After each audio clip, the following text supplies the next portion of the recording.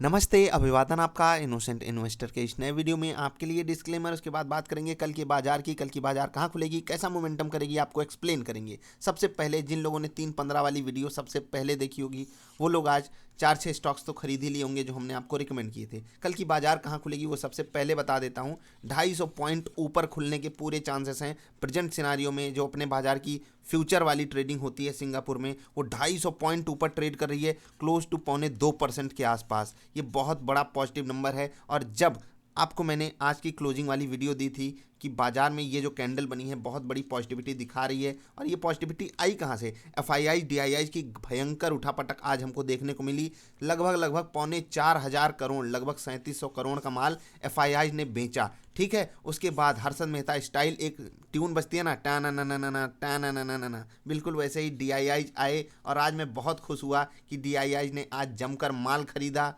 लगभग 1800 करोड़ का माल उन्होंने नीचे के लेवल से खरीदा और बाजार को ऊपर लेकर आए। तो भाई साहब, डीआईआईज अब एक्शन में आ रहे हैं। मुझे इंतजार था कि 4 दिन की गिरावट हो गई, कहाँ हैं अपने डीआईआईज? तो आ गए बाजार को बचाने। कल बाजार लगभग 250 पॉइंट ऊपर खुलने के अभी सिनारियो में आसार हैं। कहाँ खुलेगी वो मैं वीडियो के अंत में बताऊंगा। सबसे पहले मैं डिस्कस करूंगा ऑप्शंस डेटा कैसा बनकर आ रहा है। अगर आप देखोगे 14,000 पे सबसे ज़्यादा ओपन इंटरेस्ट बनकर आ रहा है कॉल्स में, यानी कि रजिस्टेंस जो 15,000 से था वो 14,000 पे आकर शिफ्ट हुआ है। अब ये एक बार के लिए नेगेटिव चीज़ है, लेकिन अगर बाजार कल, भाई साहब कल अगर 14,000 पार करके टिक जाती है तो समझ लीजिएगा विस्फोट होना तय है। अगले भी दिन बाजार चलती रहेगी। रही बात बजट से रिलेटेड, तो वो भी मैं आपको बार बार ये बात कह रहा हूँ कि बजट से हमारे बाजार पे फ्लक्चुएशन हो सकता है, लेकिन हमारी बाजार चलेगी ग्लोबल मार्केट्स को ही देखकर। ये चीज़ आपको ध्यान देनी है। बहुत से लोग आपको बजट बजट बजट बजट करके गुमराह करते हैं। थोड़ा सा सावधान रहिए, सतर्क रहिए। मैंने आपको ऑप्शन डेटा समझा दिया। अगर आप पुट की बात करोगे तो 13,500 यहाँ पर सबसे ज़्यादा ओपन इंटरेस्ट है। और अगर आप देखोगे 39 लाख शेयरों का ओपन इंटरेस्ट यहाँ, और 14,000 पे कॉल्स में सबसे ज़्यादा ओपन इंटरेस्ट 41 लाख शेयरों का।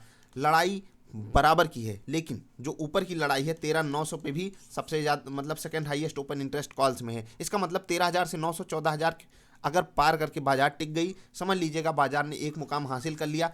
अगर ग्लोबल मार्केट्स पॉजिटिव नहीं भी होती हैं, फ्लैट रह जाती हैं, फिर भी हमारी बाजार तहलका मचाएगी। जो कि आज मैंने बाजार क्यों गिरी वाली वीडियो में भी ये चीज़ आपको बताई थी, केवल ये कैंडल देखकर। और वो वीडियो मैंने 3:15 पे बनाई थी, तब अपनी बाजार 1% नीचे ट्रेड कर रही थी, फ्यूचर्स में भी और नॉर्मल मार्केट में भी। उसके बाद अपनी बाजार 1.75% ऊपर ट्रेड कर रही है। कल भयंकर गैप अप होने की संभावना है, कम से कम प्रेजेंट सिनारियो में। तो चलिए न्यूज़ वाले स्टॉक्स को डिस्कस कर लेते हैं, उसके बाद बताएंगे बाजार कितना पॉइंट एग्जैक्टली ऊपर खुल सकती है। सबसे पहले न्यूज़ वाले स्टॉक्स की बात करेंगे, रिजल्ट की बात करेंगे। और रिजल्ट में आज मैंने आपसे 2 रिजल्ट स्पेशली डिस्कस किए हैं, और मैं आपसे चाहता हूं कि आप इनका रिजल्ट जरूर जाकर देखिए। आईआरसीटीसी का ये रिजल्ट आपके लिए मस्ट वॉच है, और एक एयू स्मॉल फाइनेंस बैंक का जरूर देखिएगा। ये दोनों रिजल्ट मैंने डिस्कस किया है। आईआरसीटीसी का रिजल्ट डिस्कस कर चुका हूँ, आगे बढ़ता हूँ। अभी जो अगला रिजल्ट हमारे सामने है पिडिलाइट इंडस्ट्रीज, बहुत बेहतरीन स्टॉक, बढ़िया पोर्टफोलियो में डालने लायक। अगर आप देखोगे रेवेन्यू जो है वो 2299 करोड़ है। अगर आप इसको कंपेयर करोगे पिछले साल के इस क्वार्टर से, तो फिर आप यहाँ पर एक बढ़िया इंप्रूवमेंट देखोगे। प्रॉफिट जो है 341 करोड़ के मुकाबले 441 करोड़ आया है, यानी कि कंपनी ने हमको ज़बरदस्त एज एक्सपेक्टेड प्रॉफिट दिया है। अच्छी कंपनियों से अच्छे रिजल्ट की ही उम्मीद होती है, ये बहुत बेहतरीन चीज़ है। कम से कम अगर आप रेवेन्यू के टर्म्स में देखोगे उतनी बड़ी ग्रोथ नहीं है जितनी प्रॉफिट के टर्म्स में है, तो इसका मतलब ये है कि कंपनी ने अपने खर्चे को कंट्रोल किया है। यूनाइटेड ब्रिवरीज, बताइएगा हमारे स्टॉक 26 जनवरी वाले पोर्टफोलियो में ये स्टॉक था या नहीं? कंसोलिडेटेड रेवेन्यू जो है वो 3,065 करोड़ आया है, 3,254 करोड़ के मुकाबले। अभी लॉकडाउन में सबको दारू पीने से मना कर दिया गया था क्या? अगर आप देखोगे प्रॉफिट कितने के मुकाबले कितना आया है, उसको जब आप कंपेयर करोगे फिर आप खुश हो जाओगे। क्यों? क्योंकि रेवेन्यू जो है वो कम हो गया, लेकिन प्रॉफिट जो है वो बढ़ गया, और बढ़िया तरीके से बढ़ा हुआ है। अगर आप देखोगे क्लोज टू 20% प्रॉफिट बढ़ गया है और रेवेन्यू कम हुआ है। तो ऐसी कंपनी ढूंढ कर दिखाइए, हमारे पोर्टफोलियो का हिस्सा है।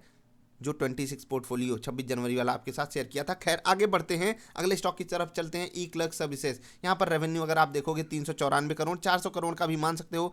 किसके मुकाबले में? 375 करोड़ के मुकाबले बहुत बड़ी ग्रोथ नहीं है। लेकिन अगर आप प्रॉफिट की बात करोगे वहाँ पर बिल्कुल ऐसा ही मिक्स्ड सा माहौल है कुछ। यहाँ पर खास मुझे लगा कोई और कंपनी थी, सॉरी मैं यहाँ मिस्टेक कर रहा था। खैर मिस्टेक नहीं हुई, 70.1 करोड़ के मुकाबले 71.22 करोड़। प्रॉफिट बहुत छोटा सा बढ़ा है, रेवेन्यू इवन उससे बेटर बढ़ा है, इसलिए ये कंपनी अच्छी है, ऐसा नहीं है बुरी कंपनी है। आप इसमें भी अगर आपका पोजीशन है, आपकी पोजीशन है, ध्यान दीजिएगा। कोफोर्ज, यहाँ पर बढ़िया मजाक करने वाली बात नहीं है, क्योंकि ये कंपनी थोड़ी सी सीरियस मुद्दे पे काम करती है। और यहाँ दिक्कत ये हुई कि रेवेन्यू तो बढ़ा लेकिन प्रॉफिट नहीं बढ़ा। प्रॉफिट आया है 123 करोड़ का, किसके मुकाबले 128 करोड़ के, तो यहाँ पर खर्चे बढ़ गए हैं। टाटा केमिकल्स बहुत लोगों की फेवरेट कंपनी है, यहाँ पर जो अर्निंग आई है और मतलब सारी चीज़ें मिक्स्ड सी माहौल थी है। 167 करोड़ के मुकाबले 161 करोड़ का प्रॉफिट आया है, जो कि गिरा हुआ है। अगर आप देखोगे डाउन है 6 करोड़ रुपए, अगर आप एग्जैक्टली नंबर्स में देखोगे 167 करोड़ का प्रॉफिट था पिछली बार। और अगर आप रेवेन्यू की बात करोगे तो वो भी डाउन है 0.7% ईयर ऑन ईयर। तो ये हो गया रिजल्ट। अब कल कौन से रिजल्ट आएंगे उनको सबसे ज़्यादा जरूरी है डिस्कस करना। सबसे ज़्यादा जरूरी है सिप्ला पे फोकस रखिएगा, डाबर पे, डिश टीवी इंडिया पे, डीएलएफ पे, डॉक्टर रेड्डी पे यानी कि ड्रेड्डी पे, एक्साइड इंडस्ट्रीज फिर से मिल गया पोर्टफोलियो वाला स्टॉक, और फिर ढेर सारे हैं, हेरिटेज फूड्स है, इंडसिंड बैंक है, आईओसी है, जेएसडब्ल्यू एनर्जी, जस्ट डायल। आप स्टॉक्स पढ़ लीजिएगा, बहुत से अच्छे स्टॉक्स भी हैं इनमें। कल टाटा मोटर्स का भी रिजल्ट है, तो कोशिश करूंगा इसके रिजल्ट को जरूर कवर करूं। टेक महिंद्रा का भी रिजल्ट है, यूटीआई म्यूचुअल फंड का भी रिजल्ट है, वेदांत और वोकहार्ट फार्मा का भी रिजल्ट है। काफ़ी कंपनियां हैं, आप यहां पर लिस्ट में नाम देख सकते हो, ये सब न्यूज़ में रहेंगी। अब चलते हैं इस वीडियो को ख़त्म करने, और वीडियो में आपको बताएंगे कि कल की बाजार कितना मोमेंटम दिखा सकती है। तो जैसा कि अभी 250 पॉइंट के आसपास बाजार ऊपर ट्रेड कर रही है, टू बी प्रिसाइज 240 पॉइंट के आसपास, जो कि बैठता है 1.5 से 1.25% के आसपास का मोमेंटम।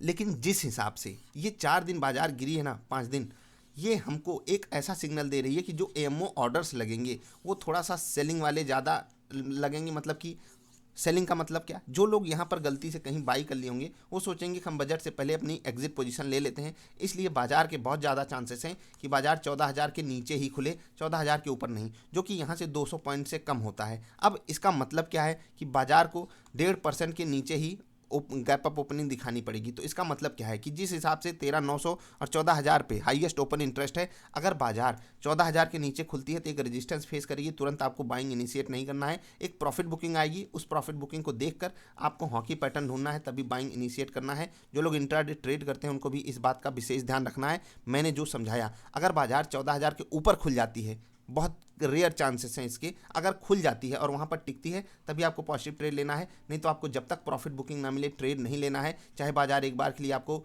ये दिखा भी दे कि मैं 14,000 के ऊपर जाकर ट्रेड कर रही हूँ। तो ओवरऑल सिनेरियो में अगर आप देखोगे तो बाजार जो है वो 200 पॉइंट से थोड़ा सा नीचे, यानी कि अगर प्रिसाइज होना चाहूँ तो वह 140 से 160 पॉइंट के बीच में गैप अप कर सकती है, जो कि यहाँ से क्लोज टू 1% के आसपास है। बाजार 0.2% ऊपर है, लेकिन बाजार में ज़्यादा चांसेस हैं कि वो 1% ही ऊपर ओपनिंग अपनी दिखाएगी, according to my research and data. Present scenario में मॉर्निंग में थोड़ा सा चेंज होता है, तो अपने हिसाब से एडजस्ट कीजिएगा।